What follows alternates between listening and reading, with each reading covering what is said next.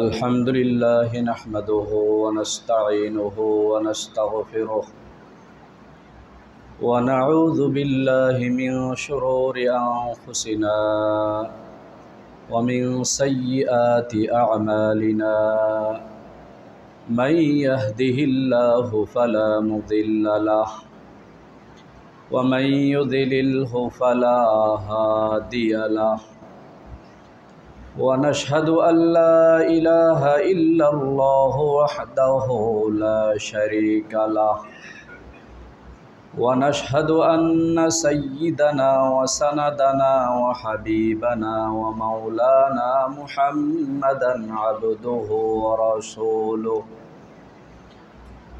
الذي أرسله الله إلى كافة الناس بشيرا ونذيرا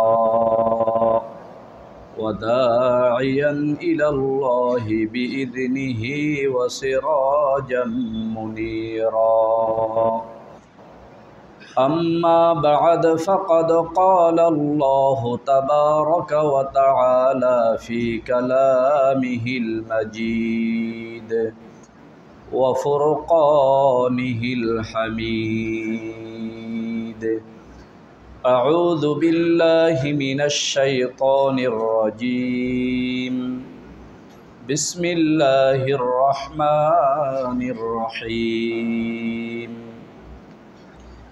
لقد كان لكم في رسول الله أسوة حسنة لمن كان يرجو الله واليوم الآخر وذكر الله كثيرا وقال رسول الله صلى الله عليه وسلم من أحب سنتي كان معي في الجنة وقال رسول الله صلى الله عليه وسلم لا تستنجوا بالعظام لا تستنجوا بالروس والعظام فإنها زاد إخوانكم من الجن أو كما قال عليه الصلاة والسلام محترم حاضرین আল্লাহ রাব্বুল আলামিনের আলিশান দরবারে আল্লাহ পাকের দেওয়া জবান দিয়ে দিল থেকে মোহাব্বতের সাথে উচ্চ আওয়াজে আল্লাহ পাকের শুকর আদায় করি আলহামদুলিল্লাহ। আল্লাহ রাব্বুল আলামিন আমাদের সকলকে অত্যন্ত দয়া করে মায়া করে ফিতনা ফাসাদের যুগে যখন মানুষ ঈমান নিয়ে দুনিয়াতে বেঁচে থাকা সবচেয়ে কষ্টের বিষয় হয়ে দাঁড়িয়েছে, দ্বীনে ইসলামের প্রতিটি বিষয়ে মোতাবেক আমল করতে গেলে বিভিন্ন দিক থেকে মানুষ বাধার শিকার হয়, বিভিন্ন মুসিবত পেরেশানির সম্মুখীন হয়। এমন জটিল পরিস্থিতিতে আল্লাহ রাব্বুল আলামিন আমাদের সকলকে ঈমান নিয়ে দুনিয়াতে বেঁচে থাকার তৌফিক দান করেছেন। এই জন্য আবারও দিল থেকে জবান খুলে উচ্চ আওয়াজে আল্লাহ পাকের শুকর আদায় করি আলহামদুলিল্লাহ। সাথে সাথে সেই প্রিয় নবীর শানে অত্যন্ত মোহাব্বতের সাথে দরুদ শরীফ পড়ব, যেই নবী উম্মতকে সারা দুনিয়ার সমস্ত উম্মতের সামনে মডেল হিসাবে প্রতিষ্ঠিত করার জন্য এবং আখিরাতে সমস্ত উম্মতের সামনে যেন আল্লাহ রাব্বুল আলামিনের কাছে বেশি বেশি মাগফিরাত অর্জন করতে পারে এমন গুরুত্বপূর্ণ নসিহত এবং উপদেশনামা দিয়ে যেই নবী দুনিয়ার থেকে বিদায় নিয়েছেন, এই নবীর শানে দরদ ভরা কণ্ঠে জবান খুলে দিল থেকে উচ্চ আওয়াজে দরুদ শরীফ পড়ি সাল্লাল্লাহু আলাইহি ওয়াসাল্লাম। মুহতারাম হাজিরিন, রসুল আকরাম সাল্লাল্লাহু আলাইহি ওয়াসাল্লামের প্রতিটি সুন্নত, রসুল সাল্লাল্লাহু আলাইহি ওয়াসাল্লামের প্রতিটা তরিকা পদ্ধতি মুমিনের জীবনে সর্বোচ্চ গুরুত্ব পাওয়ার যোগ্য। রসুল সাল্লাল্লাহু আলাইহি ওয়াসাল্লাম উম্মতকে যেই কাজে যেভাবে বলে দিয়েছেন, যেই কাজের যেই তরিকা এবং পদ্ধতি উম্মতকে শিক্ষা দিয়েছেন, এই কাজের এই পদ্ধতি এই তরিকা যদি উম্মত মেনে চলে তাহলে আল্লাহ রব্বুল আলমিনের ফজলে করমে সুন্নতে রসুল মোতাবেক জীবনযাপন করার বদৌলতে দুনিয়াতে সে আল্লাহ পাকের রহমতে বিভিন্ন ফিতনা ফাসাদ থেকে বেঁচে জীবনযাপন করতে পারবে এবং আল্লাহ পাকের কাছে উত্তম প্রতিদান অর্জন করতে পারবে এবং আখিরাতের ময়দানে আল্লাহ রব্বুল আলমিন রসুলের সুন্নতের মুহাব্বতের খাতিরে রসুলের সাহাবা একরামের পবিত্র জামাতের সাথে জান্নাতের মেহমান হিসাবে কবুল করবেন। এই জন্য মোহতারাম হাজরিন, আমার জীবনের প্রতিটি কাজ যেন আল্লাহর রসুলের সুন্নত মোতাবেক হয়। আমি যদি ঘুমের সময় যেভাবে ঘুমানোর প্রয়োজন আল্লাহ রসুল যেভাবে বলেছেন এভাবে না ঘুমাই, আমি আমার মন মতো পদ্ধতি মোতাবেক ঘুমাই, তারপরেও আমার ঘুম হবে, আমার ঘুমের চাহিদা পূরণ হলো এবং আমার জীবনের গুরুত্বপূর্ণ এই সময় শেষ হয়ে গেল। কিন্তু আমি যদি আল্লাহর রসুলের সুন্নত মোতাবেক সুন্নত তরিকায় ঘুমাই, আল্লাহর রসুল যেভাবে শিক্ষা দিয়েছেন এভাবে যদি আমার ঘুমের আমলটা আমি করি, তাহলে আল্লাহ পাকের ফজল করমে এই ঘুমটা শুধু ঘুম হবে না, ঘুমটা নফল একটা ইবাদত হিসাবে আল্লাহ রাব্বুল আলামিন আপনার আমার আমলনামায় লিপিবদ্ধ করবেন।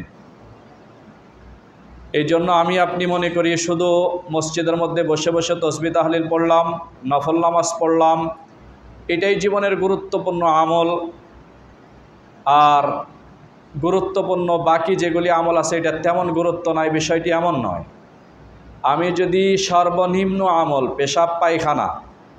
পেশাব পায়খানাটাও যদি আল্লাহর রসুলের সুন্নত মোতাবেক আমি করি, তাহলে আল্লাহ পাকের ফজল করমে সুন্নতবিহীন বড় বড় অনেক আমলের চাইতে শুধু পেশাব পায়খানা যদি সুন্নত মোতাবেক করি, সুন্নতবিহীন অনেক বড় বড় গুরুত্বপূর্ণ আমলের চাইতে সুন্নতের মোতাবেক যে ছোট্ট আমল করবে এটার প্রতিদান এবং সওয়াব আল্লাহ রাব্বুল আলামিন অনেক অনেক গুণে বেশি দান করবে।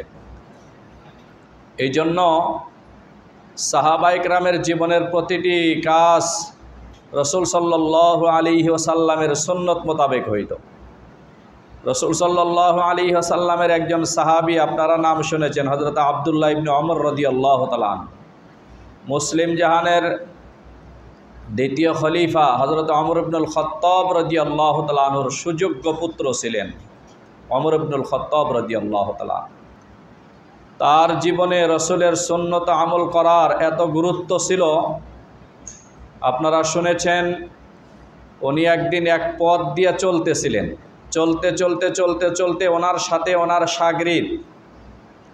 অনেক শাগরিদগণ ছিলেন। হঠাৎ করে এক স্থানে এসে হযরতে আব্দুল্লাহ ইবনে ওমর রাদিয়াল্লাহু তাআলা আনহু বসে পড়লেন।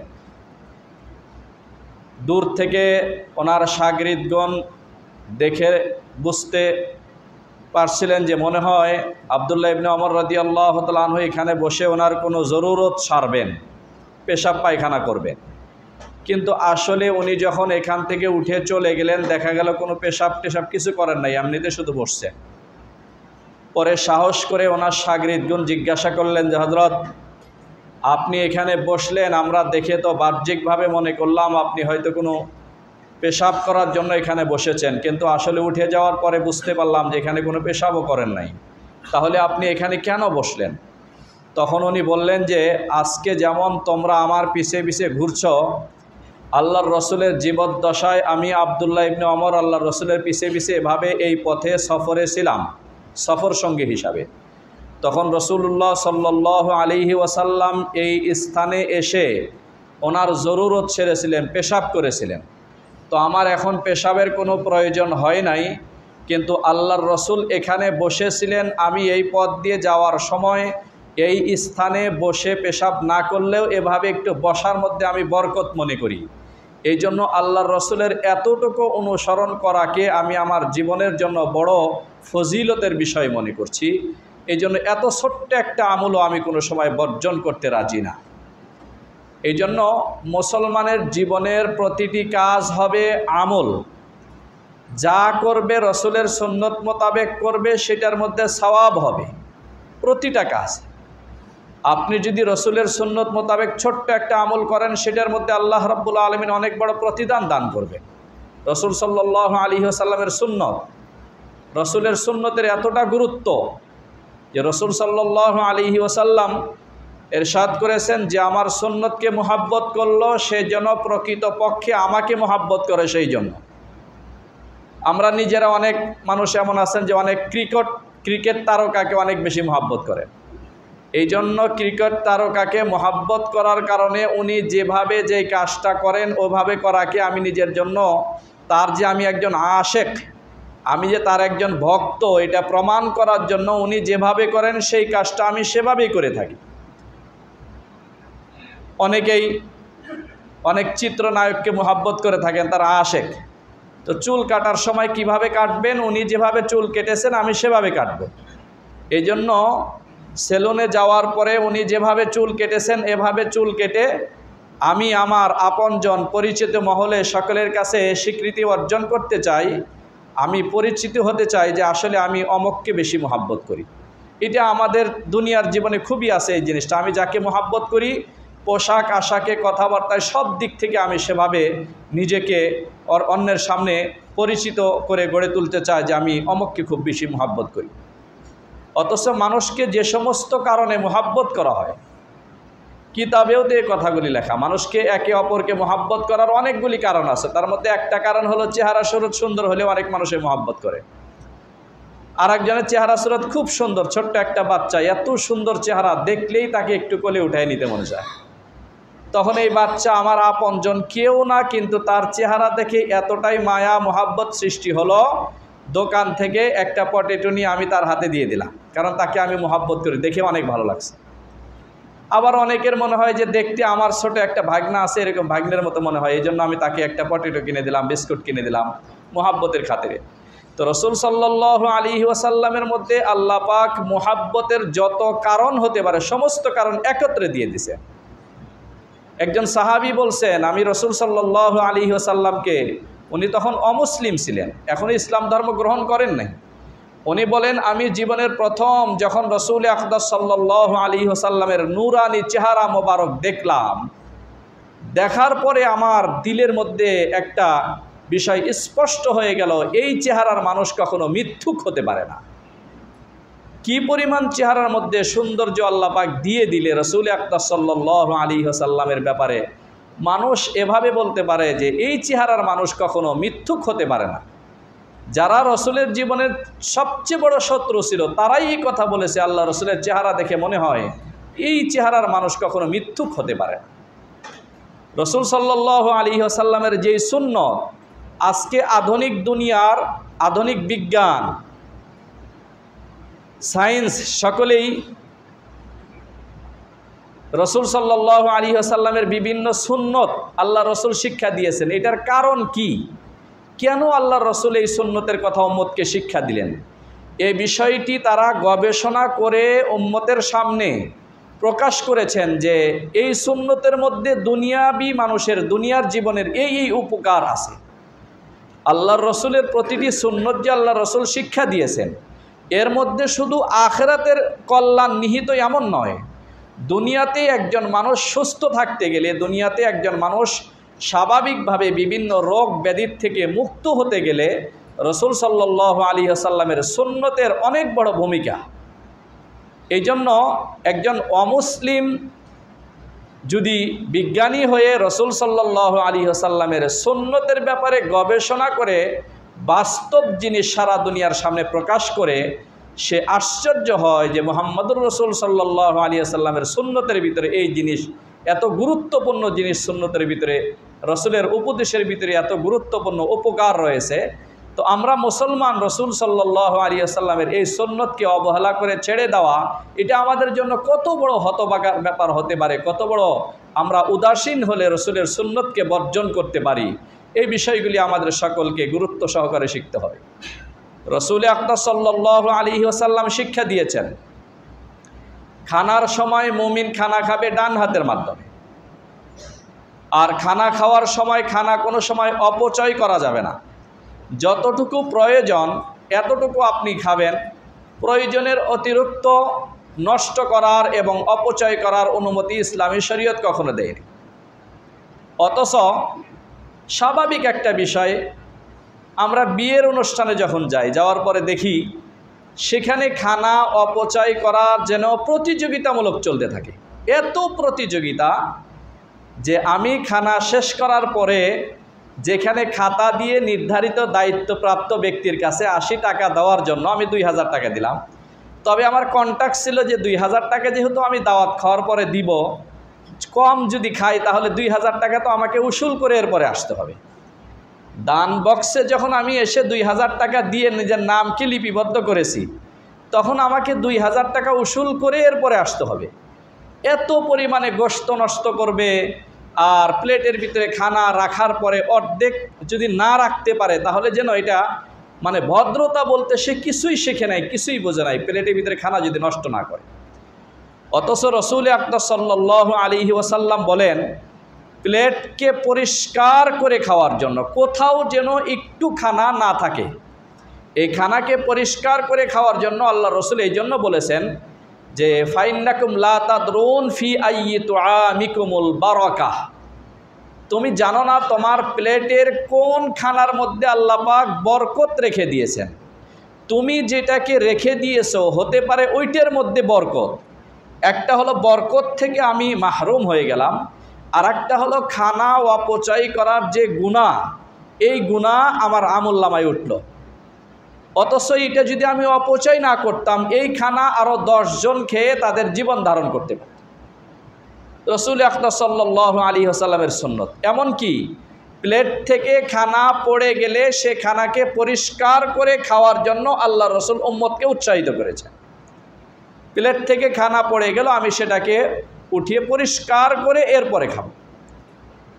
আর আমাদের অভ্যাস হলো এমন যে খানা যদি অপচয় নষ্ট না করতে পারি, যা আছে সব যদি খাই, ধরুন কোথায় দাওয়াতে গেছি, যাওয়ার পরে একজন হুজুর মানুষ, উনি রসুলের হাদিস মোতাবেক আমল করার জন্য, বা যে কোনো একজন দিনদার মানুষ রসুলের হাদিস মোতাবেক আমল করার জন্য, বরকত নেওয়ার জন্য এবং অপচয় থেকে বাঁচার জন্য প্লেটে যা খানা ছিল সব পরিষ্কার করে খেয়ে ফেলল।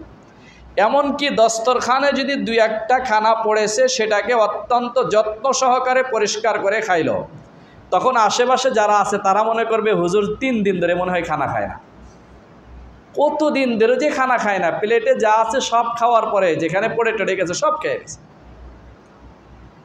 এক তো হলো আপনি রসুলের সুন্নত মোতাবেক আমল না করার কারণে আপনার খানা হইল, কিন্তু খানাটা ইবাদত হইল না। এই খানাটা যদি আপনি সুন্নত মোতাবেক খেয়ে থাকেন তা আল্লাহ পাকের ফজল করমে এটা ইবাদত হিসাবে শামিল হবে। তো উনি তো খানা খাইলেন সুন্নত মোতাবেক এবং অপচয় করলেন না, ইবাদত হইল।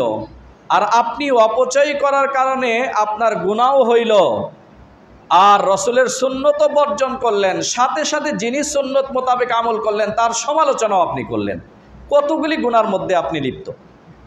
আচ্ছা, অনেক মানুষকে এমন দেখা যায় চা খাইতেছেন, তো চা খাওয়ার সময় তো স্বাভাবিকভাবে আল্লাহ নবীর সুন্নত হলো যে মুমিন খানা খাবে হলো ডান হাতের মাধ্যমে, খাওয়া যা আছে সব ডান হাতের মাধ্যমে হবে। যদি শারীরিকভাবে কোনো অজর থাকে, অসুস্থতা, তাহলে বাম হাত দ্বারাই খাবে। কিন্তু আমরা দেখি অনেক মানুষ একটা স্টাইল হয়ে গেছে বর্তমান জামানায় যে চা নাকি বাম হাত দ্বারাই পান করতে হবে, চা বাম হাত দ্বারাই খাইতে হবে, এটা স্টাইল হয়ে গেছে। অথচ আল্লাহ নবী বলছেন যে ফাইন্নাশ শাইতান ইয়াকুলু বিশিমালিহি, বাম হাত দ্বারাই খাবে হলো শয়তান। শয়তানের সুন্নত, শয়তানের তরিকা হলো বাম হাত দ্বারাই খাওয়া, পান করা। আমি মুমিন ও মুসলমান খাওয়ার সময় বাম হাত দ্বারাই খাওয়ার কারণে আল্লাহর রসুলের সুন্নতকে বর্জন করে আল্লাহ রসুলের জামাতের মধ্যে আল্লাহ রসুলের দলভুক্ত না হয়ে আমি নিজে শয়তানের দলভুক্ত হয়ে গেলাম।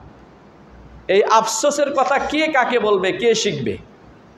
এই জন্য এই বিষয়গুলি আসলে আমাদের লক্ষ্য করা দরকার। অনেক ছোট্ট জিনিস, আপনি যে কাজটাই করবেন, ধরুন আপনি জামা পরার সময় আল্লাহ রসুল শিক্ষা দিয়েছেন তুমি যখন জামা পরিধান করবে ডান হাত আগে দিবে। রসুল সাল্লাল্লাহু আলাইহি সাল্লামের শিক্ষা, যখন জুতা পরিধান করবে তখন ডান পা জুতার ভিতরে আগে দিবে। তো আপনি ছোট্ট একটা আমল করলেন যে ডান হাত আগে দিয়ে আপনার জামাটা পরিধান করলেন। এটার জন্য আপনার কোনো কষ্ট হইল না, টাকা পয়সাও খরচ হইল না, কিন্তু আপনি এই ডান হাত দিয়ে জামা পরিধান করার কারণে, আল্লাহ রসুলের ছোট্ট একটা সুন্নত মোতাবেক আমল করার কারণে এই জামা পরিধান করাটা আল্লাহ পাক আপনার আমার আমল নামায় ইবাদত হিসাবে সওয়াবের তালিকায় লিপিবদ্ধ করবে। আর যদি আমি জামাটা ডান হাত আগে না পরে যেভাবে মনে হয় সেভাবে পরিধান করলাম, জামা পরিধান হলো কিন্তু এটা আমার ইবাদতের ভিতরে শামিল হলো না। এই জন্য রসুল আকরাম সাল্লাল্লাহু আলাইহি ওয়াসাল্লামের প্রতিটি সুন্নত মুমিনের জীবনে খুবই গুরুত্বপূর্ণ। আমি আমার একজন ওস্তাদের সাথে রিকশায় ওঠার সময় আমি খেয়াল করি নাই, বাম পা দিয়ে রিকশায় আগে উঠছি। আমার ওস্তাদ, আমি পড়াশোনা শেষ করার পরে 5-7 বছর শিক্ষকতা করার পরে আমি আমার ওস্তাদের সাথে রিকশায় ওঠার সময় বাম পা আগে দিয়ে উঠলাম, আমার খেয়াল ছিল না। এর কারণে আমার ওস্তাদ আমাকে রিকশার থেকে নামায় দিছেন, যে রিকশার থেকে নামো, আবার সুন্নত তরিকায় তুমি রিকশায় ওঠো। তাহলে ওস্তাদের কতটা দরদ ছিল সুন্নত মোতাবেক আমল যেন আমার জিন্দিগিতে বাস্তবায়ন করতে পারে সুন্নতকে। এই জন্য আমি হইলে হয়তো আমার ছাত্রকে আমি এত বড় কড়া কথা বলতে পারতাম না, লজ্জায় পাইতাম যে আমার ছাত্র কি মনে করবে। কিন্তু আমার ওস্তাদের এতটুকু আসলে পরোয়া করেন নাই যে আমি সুন্নত শিক্ষা দিব, সে ভালো মনে করবে না খারাপ মনে করবে, আমাকে শিখাইতে হবে। হুজুর আমাকে রিকশার থেকে নামায় দিলেন, আমি রিকশার থেকে আবার ডান পা দিয়ে এরপরে উঠলাম, এরপরে হুজুর সাল। শুধু এতটুকু নয়, এরপরে বললেন সুন্নতের পুরো আমল করার গুরুত্ব সম্পর্কে। যতক্ষণ পর্যন্ত একসাথে ছিলাম হুজুর আমাকে এগুলি কথা শোনাইতেছিলেন। এই জন্য মুহতারাম হাজরিন, এই বিষয়গুলি আমি আমার নিজের দায়িত্বে নিজে নিতে পারবো যে আমার প্রতিটি কাজ যেন আল্লাহ রসুলের সুন্নত মোতাবেক হয়। আমি নিজের দায়িত্ব নিজে নিতে পারবো। রসুল সাল্লাল্লাহু আলাইহি ওয়াসাল্লাম শিক্ষা দিয়েছেন, তোমরা যখন ইস্তেনজা করো অর্থাৎ টয়লেটে যাবে, টয়লেটে যাওয়ার সময় সর্বপ্রথম বাম পা দিয়ে প্রবেশ করবে, বাম পা দিয়ে প্রবেশ করতে হবে, বাম পা। কখনো যদি এমন হয় যে ডান পা দিয়ে আপনি ভুলে প্রবেশ করেছেন, সামনের থেকে আপনাকে আবার সতর্ক থাকতে হবে যেন সুন্নতের খেলাফ না হয়। বাম পা দিয়ে প্রবেশ করার সময় আবার একটা দোয়াও আল্লাহর নবী শিক্ষা দিয়েছেন, আল্লাহুম্মা ইন্নী আউযু বিকা মিনাল খুবুসি ওয়াল খাবাইস, এই দোয়া শিক্ষা দিয়েছেন। এই হাদিসটি মেশকাত শরীফ সহ বিভিন্ন হাদিসের কিতাবে আছে যে এই দোয়া আল্লাহর নবী শিক্ষা দিয়েছেন। কেন আল্লাহর নবী এই দোয়া শিক্ষা দিলেন? হাদিসের ব্যাখ্যা গ্রন্থে লেখা, মানুষ যখন টয়লেটের ভিতরে প্রবেশ করে এবং টয়লেট সারার প্রয়োজনে উলঙ্গ হয়, বিবস্ত্র হয়, আর এই টয়লেটের ভিতরে যত পাগল জিন যেগুলি আছে তাদের উপস্থিতি হলো টয়লেটের ভিতরে, এই নোংরা জায়গাতে তারা থাকে। তাই আদম সন্তান যখন সেখানে প্রবেশ করে তখন তার সাথে বিভিন্নভাবে সে তার রূপ প্রকাশ করে খেলা করার চেষ্টা করে। এই সময় যেন আদম সন্তান আল্লাহ রসুলের উম্মত যেন ক্ষতিগ্রস্ত না হয়, ভয় না পায়, শারীরিকভাবে মানসিকভাবে ক্ষতিগ্রস্ত না হয়, এই জন্য আল্লাহ নবী দরদ সহকারে উম্মতকে শিক্ষা দিলেন যে আমার উম্মত, তুমি যখন টয়লেটে প্রবেশ করবে তখন এই দোয়াটা পড়ে প্রবেশ করো। এর বদৌলতে আল্লাহ রাব্বুল আলামিন ওই জিন্নাত এবং তোমার মাঝখানে আল্লাহ পাকের কুদরতি একটা পর্দা সৃষ্টি করে দিবেন। সে তোমাকে দেখতে পারবে না, তোমার অঙ্গ দেখতে পারবে না, তোমাকে কোনোভাবে সে ক্ষতি করতে পারবে না। এই ছোট্ট একটা দোয়া মুহাম্মদুর রাসূল সাল্লাল্লাহু আলাইহি ওয়াসাল্লাম শিক্ষা দিয়েছেন উম্মতকে। কত বড় ক্ষতির থেকে উম্মতকে বাঁচানোর জন্য কত দরদ সহকারে এই দোয়া শিক্ষা দিয়েছে। রসুল আকরাম সাল্লাল্লাহু আলাইহি ওয়াসাল্লামের সুন্নত, আপনি যখন টয়লেটে যাবেন তখন মাথা ঢেকে টুপি পরিধান করে যাবেন। টুপিতে এখন টুপি পরার কথা অনেকে বলেন যে নামাজও টুপি ছাড়াই পড়া দরকার। একান্ত কোনো প্রয়োজন হলে আপনি ব্যস্ততা থাকবে, আপনি টুপি ছাড়া নামাজ পড়লে নামাজ হয়ে যাবে। কিন্তু আপনার যদি আসলে ব্যবস্থা থাকে তাহলে আপনি টুপি ছাড়া কেন নামাজ পড়বেন? টুপি হলো আম্বিয়া ইকরামের সুন্নত, সাহাবা ইকরামের সুন্নত। টুপি পরে সাহাবা ইকরাম, আম্বিয়া ইকরাম নামাজ পড়তেন। এই জন্য আল্লাহ নবী শিক্ষা দিয়েছেন যে এটা আদব, যে যখন তুমি টয়লেটে প্রবেশ করবে তোমার মাথা ঢাকা থাকবে, টয়লেটে প্রবেশ করবে মাথা ঢাকা থাকবে, এবং সেখানে ঢিলা ব্যবহার করার কথা। আমাদের তো পেশাব আমরা যখন সারি তখন স্বাভাবিক নিয়ম হলো আমরা ঢিলা ব্যবহার করব, এরপরে পানি ব্যবহার করব। যদি কোথাও পানির ব্যবস্থা না থাকে তাহলে সেটা ভিন্ন কথা, আপনি শুধু ঢিলা ব্যবহার করবেন। কোথাও যদি আপনার পানি আছে, ঢিলার ব্যবস্থা নাই, তো আপনি শুধু পানি ব্যবহার করে আসতে পারবেন, তবে উত্তম হলো দুটোটাই ব্যবহার করা। এক্ষেত্রে রাসূল আকরাম সাল্লাল্লাহু আলাইহি ওয়াসাল্লাম উম্মতকে গুরুত্বপূর্ণ একটি বিষয় শিক্ষা দিয়েছেন, যেই হাদিস আমি খুতবার মধ্যে আপনাদের সামনে পড়েছি।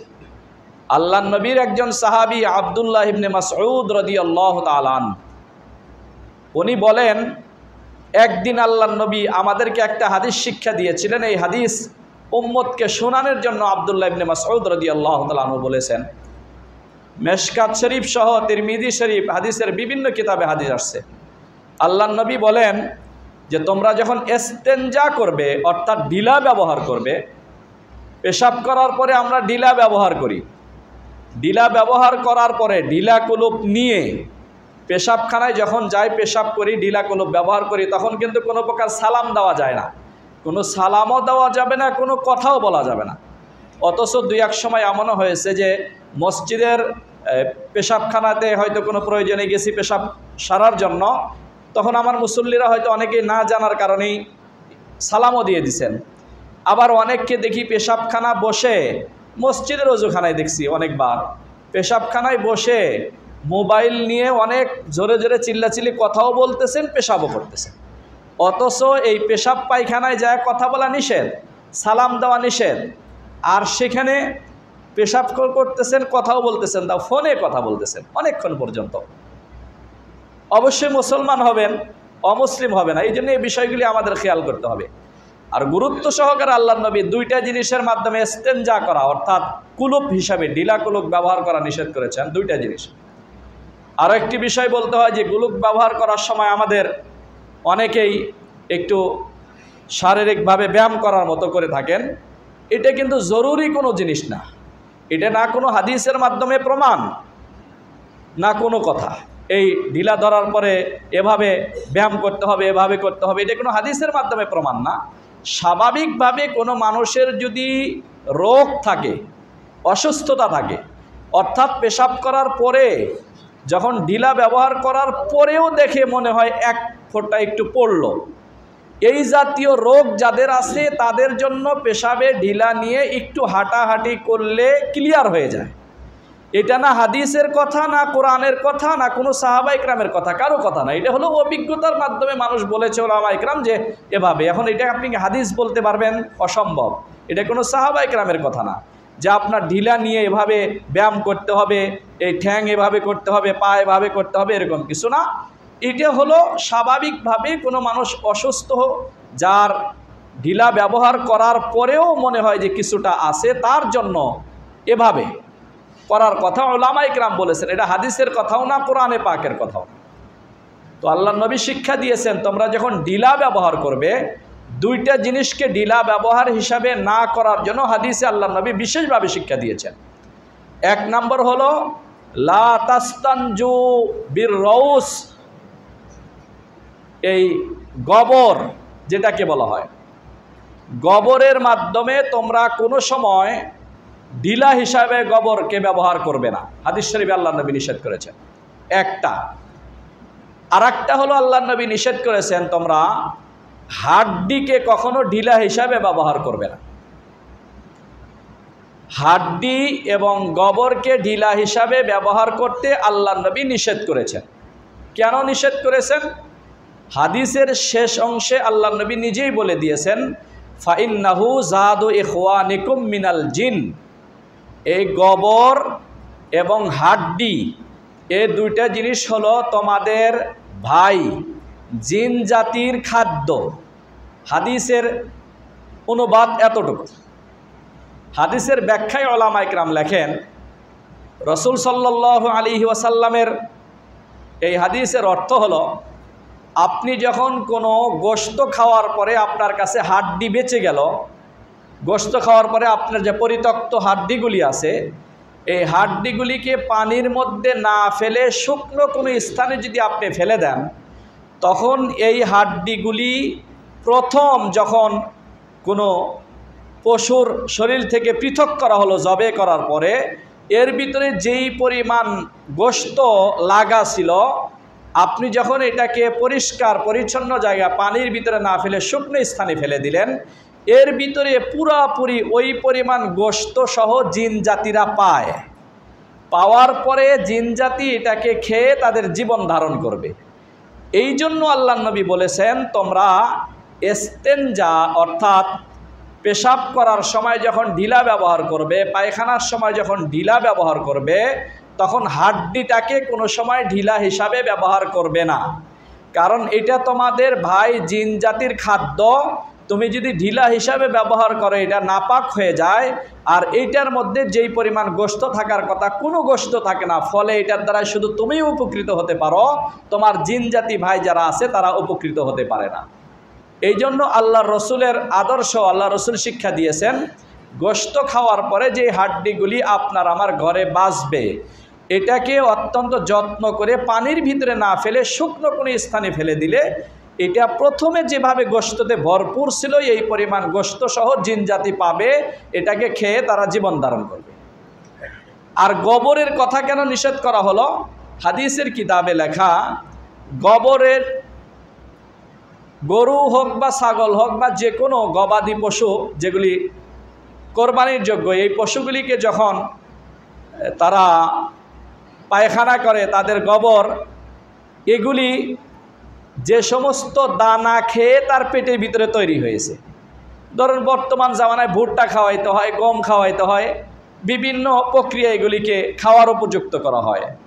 তো এগুলি যখন এই গবাদি পশু খাবে এবং এটা পায়খানা করবে, গোবরের আকার ধারণ করবে, এটার দ্বারা ঢিলা ব্যবহার যদি না করা হয়, স্বাভাবিক অবস্থায় যদি এটাকে রেখে দেওয়া হয়, তাহলে এই যেই শস্য এবং যেই উৎপাদিত খাবার খেয়ে সে তার জীবন ধারণ করেছে, এখানে খাওয়ার আগে যেইভাবে ছিল এই অবস্থায় পাবে। জিন জাতিদের যেগুলি বাহন আছে, তাদের আরোহণ করার জিনিস আছে, যেমন ঘোড়া আছে, গাধা আছে, এগুলি তারা আরোহণ করে, তারা এটার মধ্যে একদম নতুন একটা খাদ্য পাইলে যেভাবে ওই রকম খাদ্য তার ভিতরে পায়।